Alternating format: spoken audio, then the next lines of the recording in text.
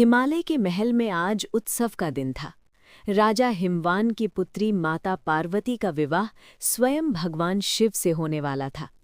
चारों ओर खुशियां थीं, लेकिन जैसे ही बारात आने की सूचना मिली, माहौल अचानक बदल गया।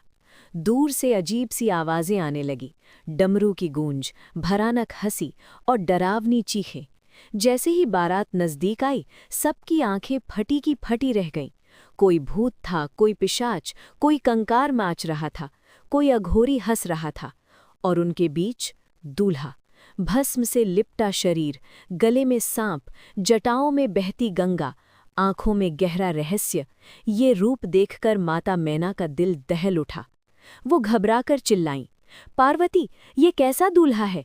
ये तो लगता है जैसे तुम्हें खा जाएगा। मैं अपनी बेटी की शादी इस भयंकर रूप से नहीं होने दूंगी। महल में सन्नाटा छा गया, लेकिन तभी पार्वती आगे बढ़ीं। उनके चेहरे पर अटूट विश्वास था।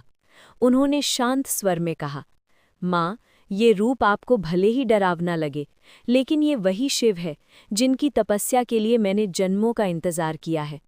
ये भले ही भस्म धारण करते हैं, पर इनका हृदय पवित्र है। पार्वती की अटूट श्रद्धा देखकर शिवजी मुस्कुराए, और फिर एक चमत्कार हुआ।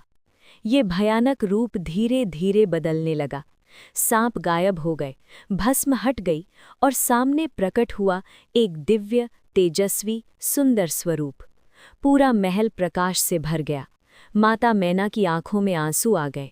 उन्हें अपनी गलती का एहसास हुआ, और उस दिन पूरे संसार ने सीखा, सच्चा प्रेम बाहरी रूप नहीं, आत्मा की सुंदरता को देखता है।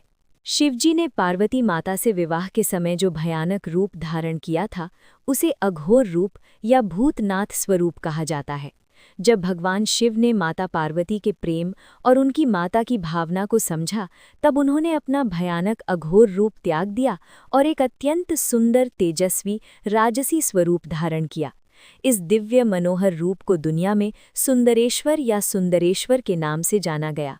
सुंदरेश्वर का अर्थ है सबसे सुंदर ईश्वर, यानी वो रूप जिसमें शिवजी अत्यंत आकर्षक, सौम्य और दिव्य दिखाई देते हैं। दक्षिण भारत में मीनाक्षी अम्मन मंदिर में आज भी शिवजी को इसी नाम से पूजा जाता है, सुंदरेश्वर। शिवजी ने ये सिखाया कि सच्चा प्रेम किसी को बदलने की ताकत रखता है, और जब प्रेम सच्चा हो तो भगवान भी अपने रूप को बदल देते हैं।